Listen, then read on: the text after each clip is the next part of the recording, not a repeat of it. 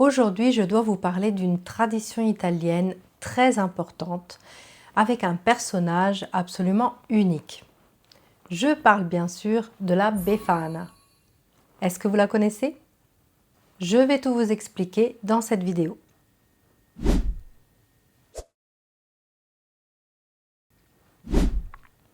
Je m'appelle Irlanda et je vis en Italie depuis plus de 20 ans. Il faut savoir qu'en Italie, il y a un jour précis qui marque le début et la fin des fêtes de Noël.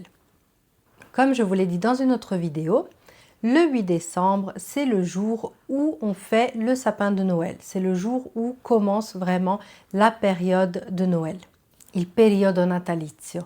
Et ça se termine le 6 janvier. Natale non è finito finché non arriva la Befana. C'est avec elle que ça se conclut. Les enfants commencent les vacances de Noël quelques jours avant le 25, aux alentours du 20-22 décembre, et ils recommencent tous, et ça c'est chaque année pareil, après le 6 janvier. Le 6 janvier, c'est un jour férié. C'est le jour de l'Épiphanie, le jour de la visite des rois mages à l'enfant Jésus. En Italie, il n'y a pas la galette des rois, il y a la fête de la Befana. Mais qui est la Befana, cette dame encore plus importante que le Père Noël dans la culture italienne? La Befana, c'est une petite dame très âgée, avec un nez crochu, des vêtements usés, et elle se déplace avec un balai. C'est en fait comme une sorcière, mais c'est une dame très gentille. Elle ne fait pas peur aux enfants, au contraire, elle est là pour les enfants. En fait, dans la nuit du 5 au 6 janvier, elle passe de maison en maison pour déposer dans des chaussettes des enfants des cadeaux, des petits bonbons, des chocolats. Bien sûr, aux enfants sages. Les enfants qui sont des petits malins, qui ne sont pas très sages, ils reçoivent du charbon. En fait, beaucoup d'enfants, dans leurs chaussettes, reçoivent des petites sucreries. On dirait du charbon, mais en fait, c'est des sucreries parce qu'en fait, on sait très bien que même les enfants les plus sages font quelques bêtises. Ça me rappelle la Saint-Nicolas. C'est un peu la même chose. Juste que c'est le 6 décembre et ici, on parle du 6 janvier. Donc la période est différente. Et alors, voyons d'où vient cette tradition. Comment elle est née? Quelle est cette légende?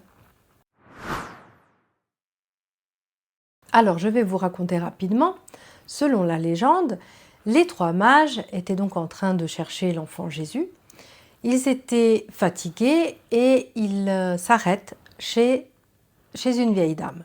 Elle est très gentille, elle leur offre de la nourriture et avant de repartir, les rois mages demandent à cette dame si elle veut les accompagner. Mais elle refuse. Par la suite, elle se rend compte de son erreur, elle regrette beaucoup et elle décide d'aller à la recherche de l'enfant Jésus.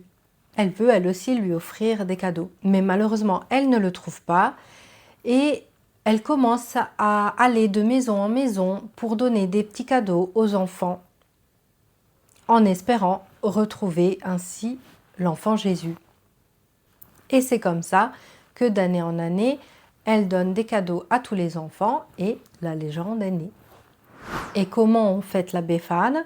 Comme je l'ai dit, les enfants reçoivent des chaussettes remplies de cadeaux et de bonbons.